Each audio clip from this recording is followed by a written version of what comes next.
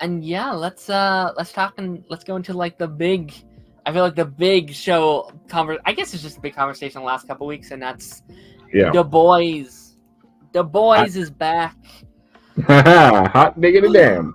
Oh boy, this one I feel like is a bit controversial. I'd argue this is like the first real time where everyone's kind of looking at the show and being like, is this still as good as we remember it being, or as it used to be? I feel like there's a lot of conversations across the board, and it's been a very interesting one. Which, I mean, obviously these are two very big episodes, so we'll try and just give our overall thoughts on these. But what's your thoughts on the last two episodes of The Boys? Honestly, everybody keeps making this argument, and I was just kind of like, oh yeah, I can kind of see what you mean and stuff. But I say this, I've been rewatching season 1 with my friends, and dude, we had a baby that was used for its I-beams. Yeah. You know, like the show is always comical. It's dark, it's comical, it's outrageous. I understand like the point of that Eric was making about like whether it's leading the conversation or following it. But for the state of the fact of the comedy juxtaposed to the violence and horror, that's always been a key ingredient of the show. You know, I agree. So there's only some places it might be faltering. I think so like this is something I've been thinking a lot about with this season. I think there's this idea that I do think this is probably going to be my least favorite season of the show. But I think there is a difference. I posted about this on Twitter. I think there's a difference from a season being a show's worst season and being a bad season. I think those are two very different things. Very true. Yeah. And I think people are like, oh, it's the worst season. It's trash. It's terrible. It's the worst thing ever. And I was like, no, I think this season is still objectively really good television. It's very well written. It's very well acted. They're bringing in elements that have been amazing. Some of the show's best moments. I do think it overall might be the worst in terms of like what the other seasons.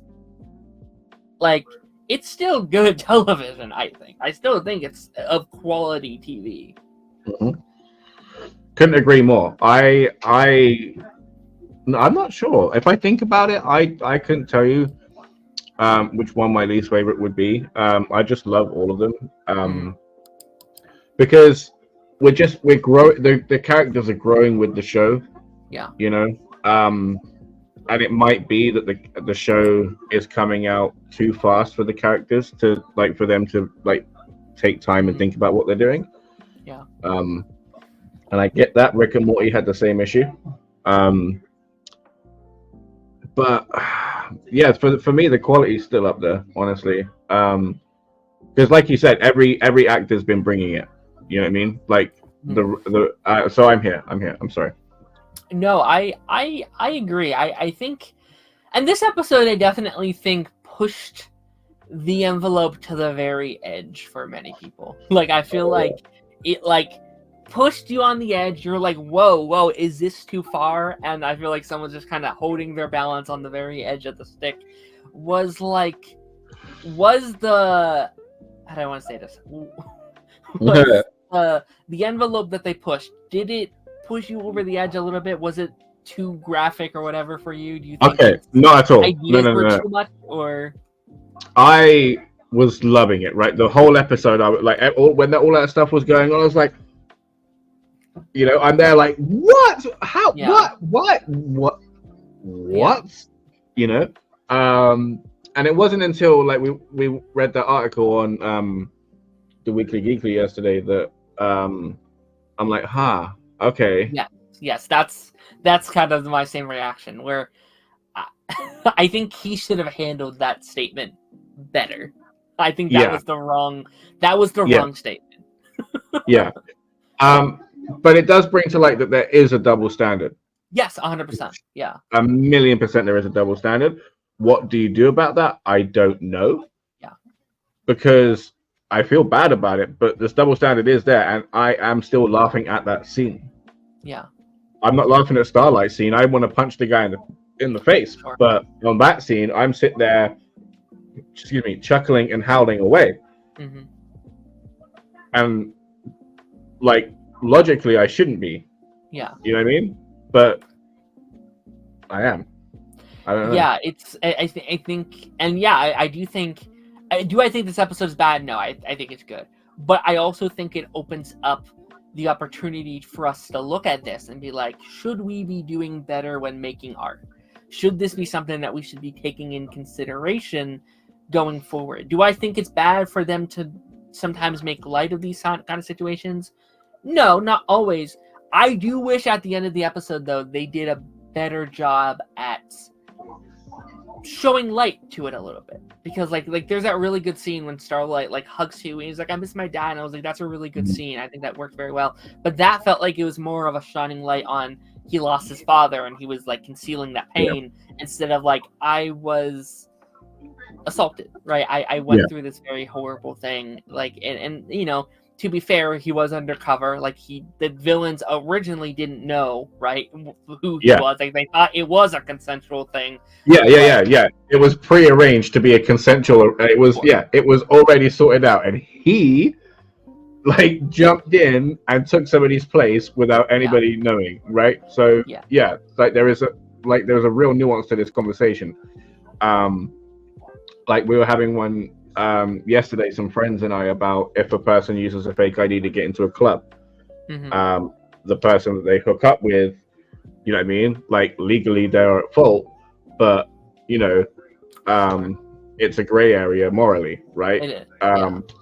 So like there is like a real gray that we're swimming in at the moment, and I need them to unpack it down the line. Yes. His dad was more important to deal with because he just lost his dad. He needs to like cry about that first, but he definitely does need to unpack it, because he was sitting there saying, I'm not okay, like some weird stuff just happened, but I'm still not okay. So like I think he was saying, I'm not okay and I'm not okay. Yeah. I lost my dad, please help me, you know, like so there is still something to unpack here, and like that needs to happen to me. I agree, and also like going back to the Air Cryptic thing, I think that's the worst possible thing you could say in that situation. Like you could literally turn this on your side. All you have to say is like, yeah, we thought it was super important to shine a light on these tough situations. Boom, you're the hero. You're the hero. That's a great statement. You're shining light. Instead, it was like, yeah, it was funny. That was a funny thing. I was like, why? Yeah. Why say that? Like, that's so weird. Dude. And then, but somebody raised another good point in that they've used SA as a kind of like a punchline before in the Deep, when he was SA'd by that woman with the gills, going in for the gills and stuff. And again, that's like, true. That's true. That again is a gray area, because that's the assaulter getting assaulted, right? So that's like an eye for an eye kind of thing. Like that's biblical justice that we're just seeing pan out right there. Yeah. And it's like that, like say for example, if somebody takes a life, they're like, right, well, into the chair you go, right? Like that's God's justice. This is that being shown to you in another example, you know? And it's like, wow, okay, we're supposed to feel good about this. Like afterwards, the scene where like he is literally got 1,000-yard stare and he's just walking through the supermarket and he's got nothing but junk foods in there. Like he gets broken from that, and everybody's like, just like, oh yeah, it's fine because you know you were an assaulter. So it's tough, you know. And I do think this happens with The Boys a lot, where I sometimes think it's hard to analyze scenes or talk about certain scenes, because there's never been a show like The Boys before. There's never been a show, I don't think, that has gone the distance, has tackled some of these. Like no show was really allowed to do these type of storylines like before this. Yes, we're getting stuff like Doom Patrol and stuff that also kind of go in that line, but I feel like this show has gone way beyond what any other show has been able to do before. And it's like us now having to look at this and be like, is this stuff okay? Is this appropriate? Down the line, this might be a thing where like we might like some of this stuff now. In 5 years, are we going to look at some of the stuff and be like, oh, maybe they did take things too far. Maybe we did, you know, like totes That know is a that real line. question. That is a real question. Yeah. That is a really good question. Because, yeah, Dubs and I were talking yesterday. Like Johnny Bravo, like I do not think that would land anymore. No, yeah. Oh, I mean, so many My cartoons. So God, many. that guy was so bad. He's so I bad. mean, look at like 2000 sitcoms. Like, there's so many stuff now. I mean, talk about Nickelodeon. Like, you could just go and be like, oh my gosh, look at what they've been. Yeah. There's so many of these different things that you could point to and be like, was this okay or whatever. But I actually do think in general it was a overall good episode. Like, I still thought it was a good, very well made Absolutely. episode. Yeah. Kamiko, the stuff that she's going through, the fact that Frenchie robbed her, Yeah. right? And then like she's like, I have nowhere else to go. I could not feel for you anymore. Oh my God, that is heartbreaking. Like Frenchie trying to find forgiveness and absolution in serving his time, but that just means that he's going away for several lifetimes. Mother's Milk, the stuff that he's going through with his daughter and her like copying him through idolization is tough, because he kind of needs to be that guy, but he can't have her copying because she's the next generation that he's trying to shield from all of the crap, and then she's just miring in the crap. She's like, let's go, so that's not good. A-Train, oh my God. Like, what a guy. I mean, just, oh my God, what a character. He's been one of my favorites this season. He is crushing it. That scene with him and the girl, the little boy, and the first time, that feels like the first time he's ever saw himself as a hero. Oh, and that cemented it for me, where I'm like, well, he's dead this season. Yeah, I feel that as well. I'm worried about that. I am very worried about that. But yeah, dude, like seeing that inside him, like that's all he's ever wanted. That's all he's ever wanted, and he got bought into this bullshit world by Vought, and it's the same with a lot of people. It's like they've just sat there and fanned the flames of the worst of them. It's like, oh, we don't care about your vices, we just want your image. You go do what you want in your private life, we'll facilitate that. You crack on, just be here on time, say your lines, look how we want you to look, and we're good. Yeah. And it's bad. Huey's amazing. That Jack Quaid, right, from the comedy that he has and the heartbreak, and then also being Superman, like this guy's all over the damn place with talent. Okay, he's just owning all of it. He's doing so well. I mean, the stuff, I know, this was last week's episode, but that was easily my favorite of Huey this season, because I do think this is easily Huey's worst season in terms of what we've had before. But the stuff with his father in episode 5? Incredible. I thought that was some of the highlights of the season so far, of just like firsthand seeing what Vought or what the V is capable of, and how it ruins lives, and how some people can't handle it. So he was brain dead, and then give someone with brain dead V, they're going to go insane, they're going to lose it. And then that very special scene of like having to say goodbye to his father after just getting him back was well, there is a reason that this scientific company decided to keep putting it into babies of all people. Yes. Yeah, starting it at such a young age, where we don't have to continuously deal with that down the line. I thought was really great.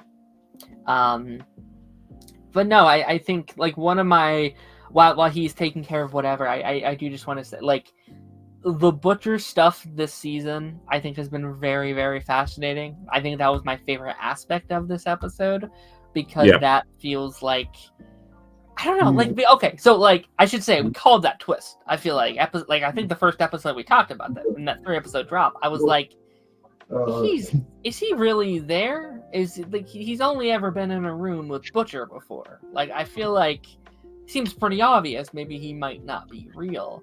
I just thought it's because he's so unlikable. That was such a reveal for me. Yeah, I was like, yeah, especially because he was there pouring drinks and all that sort of stuff. And then with Samir like losing a leg, and then he's like, "Oh, don't worry, we'll patch you up." You know, like I was just like, "Okay, yeah, what?" Like, oh, and when he sat there and he spoke to her, I was like, "Oh my god, no way! Oh no, yeah, no! Oh my god!" What does that mean though, right? Because I have an issue the fact that he's now got a sentient tumor / parasite cracking around in his brain, because that has to be resolved before we get to Scorched Earth of season 5. yeah. I think it's a season, and can I say how much I love the decision to cast Jeffrey Dean Morgan as like evil Butcher. Like I think that's so good because I feel like in almost every role he plays, if it's Negan, if it's like John Winchester, what's fun about him is like the kind of like evil, like demented side of him. Like we love, like when it comes to Negan, later Negan's fun. It is fun to just see Negan bash heads in and kill people and just be like, you gotta be, like he's like, his energy is so much fun. So you cast him as a just evil character. Like this is a character that doesn't need morals to hold him back.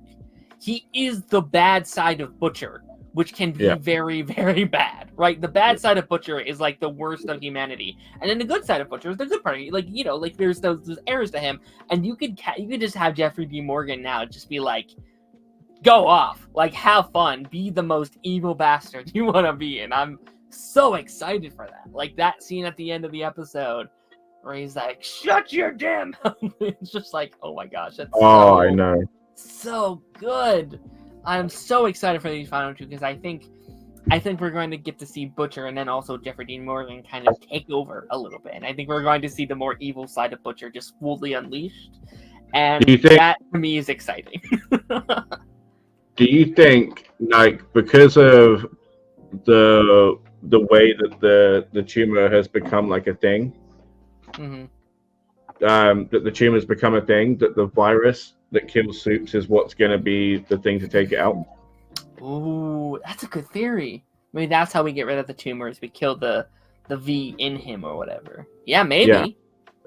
Because that frees him up for season 5 to be, But then maybe the damage that's been done by it is also like irreparable. So he's still on a clock, but he hasn't got something talking to him inside of him while he's dealing with something. Maybe. Yeah, and also I feel like we called this plot line early in Gen V as soon as we kind of found out about the virus. Like we can go back to those episodes and we can be like, oh yeah, we talked about how Butcher is going to have to make a choice. He is now now has Starlight, he has Kimiko, he has Ryan, but his original goal in the first season was they all got to go. They're all bad. They all have to die. And we've seen him grow.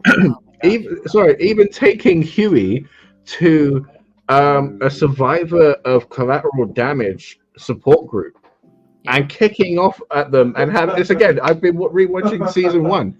Then he had to go at them with a talking stick. There was a guy from Vought in there, like telling him of their woes. Like so good. Yeah, no, it's such a great place to put him as a character. Like I think it just shows how much Butcher has grown throughout the show, but also how much he does still live on to those kind of motivations and dreams. And I do think there becomes a point with it where it comes this idea of like, what are we actually fighting for at this point? Like again, it starts off kill all the Soups, but is that really what you still want? Or do you just want to kill Homelander? Do you want to take down Vought? Like, I feel like the goalpost has changed a little bit. So, it's interesting. See, something I brought up again in the weekly is that, there's so many complicit people in this universe, right? Yeah. Like, it's not just the people at Vought. It's the people that Vought are contracted to, the people in the government, all of the people at the S parties, all of the people like in the clubs and this and that, like the speakeasies, the people that facilitating the crimes, like all of it. Like there needs to be like a whole changing of the guard. There needs to be a whole generation of people that need to be held accountable because like I understand like there's being coerced to go along with a crime. Mhm. But when it becomes like just a part of the society you're in, you're Yeah. then just a cog in the machine. You can't you Mhm. can't complain about that. You're in it. You almost need like a Noah's Ark situation where it's like put Mm. a spare few aside, and then because like even the boys, like we've said this for years, this is a show where there aren't necessarily good characters. Like Mhm. even I think that's why I even love Starlight a lot this season, because I think Starlight was always the one like, oh yeah, she's the one good character. Her and Huey, like yeah, they're the okay ones. And then even this season, we're seeing like, oh, okay, she has a side to her that wasn't always good. Like she Yeah. did bad things in Yeah. her past, maybe not to the extent of Homelander or the Deep or Butcher, but she's not an innocent character either. And I think that almost makes her a more interesting character. So Yeah. it's tough. Like what happens when your good guys are still the bad guys? Well, this is what happens with the Suicide Squad. We still cheer them on. Yeah, true. I really enjoyed. I mean, I do just want to slightly go back just to episode 5 really quickly. How did you enjoy the inclusion of like our Gen V folk? Because I was super sad I missed that episode because I was like, oh, they're here. We love Gen V so much. They were in a lot less of it than I thought they were going to be. I will say that. I feel like they're coming back, right? That isn't just Yeah. it. They have to. Like, because there's scenes like of them together talking, like Kate and Sam, that we haven't seen yet, right? Yeah. Hopefully, I'm hoping. And I mean, what a danger, especially for Kate. Like, I hate Kate. That's like, whatever you need, Homelander. I'm like, no, Kate. That's Also, like she had her arm blasted off by Marie, right? Her forearm. Oh yeah, But that's true. But she's there with, I'm imagining, a prosthesis, looking top notch. Because I was struggling to remember which arm wasn't there anymore. Maybe there's. I mean, Vought had a lot of resources. Maybe there's a soup that can like regrow limbs or something. But yeah, no, you're right. I didn't think about that. And like, let's be real. We said this last season. All Homelander really needs in this situation is Kate. Kate can really do whatever she wants. Yeah. Like she can control a nation. So Oh my maybe god! Homelander Using Kate on stage. Yeah. Ooh. Yeah. Get her to tell me everything I need to know. Like, get her to like just not play her games, but help me play mine. Yeah. You know, but he'd be unstoppable. Unstoppable. Yeah. And I mean, last season we were saying like Kate could take on Homelander. I think. Like you could just be like, kill yourself, Homelander. Like that's all she would probably need to do, right? Yeah. But and the fact that she's on his side is terrifying. Like the fact that Homelander has Sage and Kate at the moment is terrifying. This is the scariest I think Homelander has been. Yeah, especially because he wants everybody to be wrathful gods now. He doesn't want anybody to be hiding behind corporate visages. It's all we're here. Get used to it. Yeah, and I thought I really liked the scene with Newman this episode. Like Homelander's in this spot of like, well, he's someone that he has all this power, but he doesn't really know how to use it. Like he doesn't know the politics. He's like a little kid that's like, I want this thing. But it's like, but you don't know what it takes to get this thing. You don't know how politics work. You're just spouting out this garbage. You have an end plan. You don't know how to get there. And Newman does know how to get there. So she kind of coming in here and being like, no, this is how I'm going to get this done. And I love what she said today. And let's be real, she didn't do anything in that scene. She was also just spouting out garbage. She just knows how to spout out garbage. Like she didn't answer. She didn't actually answer any of those questions. So she's a true politician in that way, where you could just say garbage and people were like, yeah! I'm just going to make you rich, guys. Don't worry about it. Okay. Cool. We're sold. Yeah. And then the Tech Knight. I actually really like Tech Knight. Like, they fully embraced the Batman of it all. I thought was really, really funny. Where it's like his powers, like his money. I love the little Alfred Butler guy at the end. Like, oh, he's so funny. Oh, he came in clutch, didn't he? Oh my goodness. Oh my goodness. The fact that he's like, like what was it? Prison camps was his line. You know, it's Dude, like yeah. that's my Which line. valid. So Yeah. valid. I love that you have a line. Good for you, dude. Yeah, no. Good for you, no. man. I love this idea of like a universe where like Alfred's done with Bruce's bullshit. He's like, no, we gotta stop. We can't be doing this, Bruce. And I mean, it's such a good joke that like his code word was Zendaya. Like that's such a good joke. I didn't get it the first time. I was like, oh, he's just attracted to Zendaya, and I was like, Yeah. Yeah, that's what I thought. Zendaya is what he loves most. That's really funny. That's a really good joke. Yeah, that's what I thought. I was sitting there with you. I was like, that's just funny. I was Zendaya. She's, everybody loves Zendaya. Yeah. And then my mate was like, oh yeah, because of Spider-Man. I was like, oh my god, of course. How did I not even? Oh, dude, you're a genius. That's great. That's really funny. That's yeah, great. That's great. And it works because like if you don't get it, it's like, oh, everyone loves her. It's whatever. Like that's funny. Whatever. Yeah. It's like no, it's like it's so good because throughout the thing, he's naming off spider themed thing. It's like the cobweb or like tarantula, and it's like Zendaya. That's funny. That's good. That's a good joke. Great. Anything that we haven't mentioned yet that we forgot to talk about or you'd like to mention? Just that I love Black Noir. I love Black Noir. He is a constant surprise. Yeah. From episode 1 to now, he is a treasure. He is an absolute treasure. Give me more of it, please. But yeah, no, I'm good. That's it. Yeah. And from my understanding, and maybe I read this wrong, apparently the stunt double from the first 3 seasons is the actor who's playing the new Black Noir, which I think is a really cool thing. Like the actor who's been here for 4 years is now just the main actor to play him, which is such a fun thing for them to do. I think that's really, really cool. But yeah, I'm curious to see where. Oh, actually, we do really quickly need to talk about the ending scene with Homelander and Firecracker. Oh yeah, my goodness, his face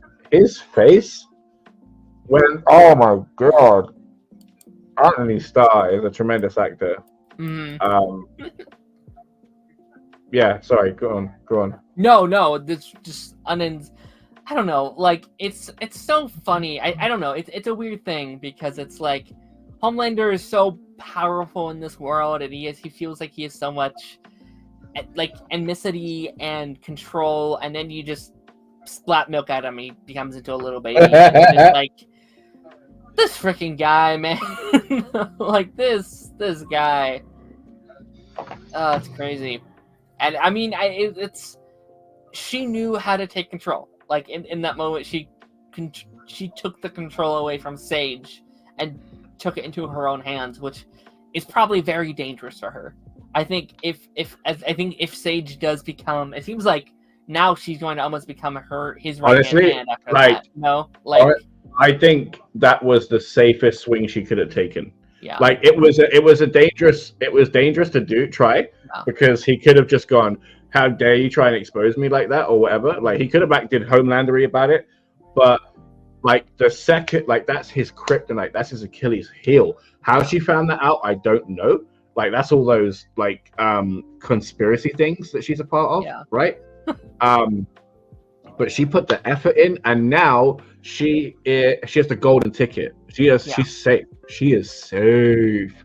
Well, like and honestly, like the guy had like vials like refrigerated in his apartment, locked away, right? Yeah.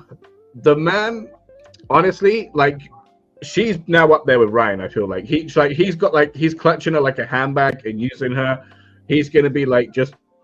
She's fine. She's great now. Mm-hmm. She's good. No, and it's smart because like in this episode it proved like she was going through a thing of like, I don't have any more importance. Like she joined the Seven because she could take down Starlight, and she did that.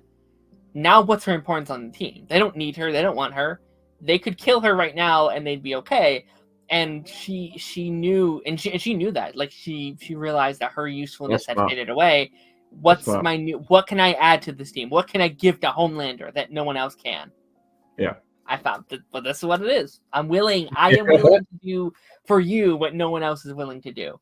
And that scene, the American flag in the background, and you're just rocking him like a little baby, is so crazy. Yeah, I mean, talk about sending a message, right? Oh my god.